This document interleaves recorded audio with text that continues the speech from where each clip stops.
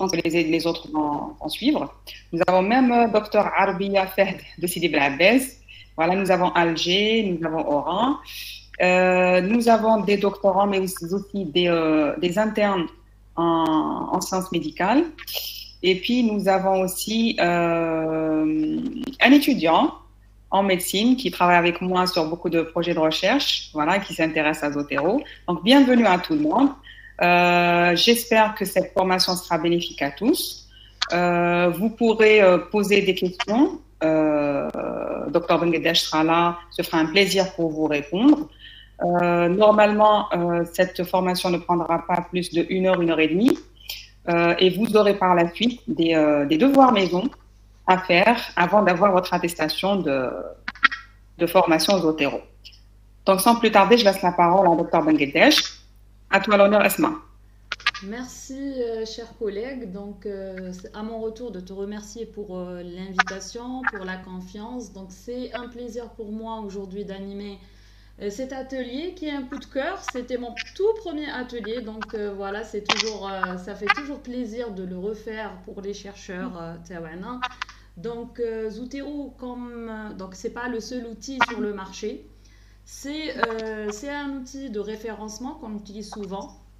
Alors, son atout, je commence donc tout de suite, son atout, c'est la gratuité par rapport à d'autres outils sur le marché qui font la même chose, mais voilà, ils sont payants. Et donc, pour un chercheur, c'est pas toujours facile de se procurer un logiciel payant. Voilà, et en plus, vous allez découvrir avec moi, c'est un outil complet. Donc, il n'a rien à envier, au contraire, il est simple. Alors, je vais commencer tout d'abord par la présentation donc, de cet outil-là. Donc, c'est simple, vous accédez tout simplement au site zotero.org, c'est le lien officiel de l'outil. Donc, je vais utiliser le chat aussi pour des liens, etc., pour faciliter le partage avec vous. Donc, vous pouvez travailler avec moi en même temps, donc zotero.org, voilà à quoi ça ressemble. Donc là, vous avez un bouton qui est très bien mis en évidence, c'est pour le download. Donc, il va détecter automatiquement votre environnement. Si vous êtes sur du Mac, donc il va détecter de l'iOS. Si vous êtes sur l'Unix, donc il va détecter votre système.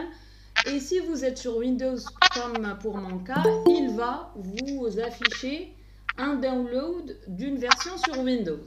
D'accord? Donc voilà, donc pour la première partie, donc on est en train de parler de l'installation. Donc vous allez sur zotero.org, ensuite il y a ce bouton download. Donc vous cliquez dessus et vous téléchargez l'outil. Donc ce qu'il faut faire, il faut installer le plugin d'un côté et le logiciel. Alors je vais sans plus tarder présenter le logiciel dans quelques minutes. Donc voilà ce que j'étais en train d'expliquer. Donc il vous détecte, donc j'ai du Windows, il détecte la version du Windows, d'accord? Et avec, donc on est sur Zotero 6.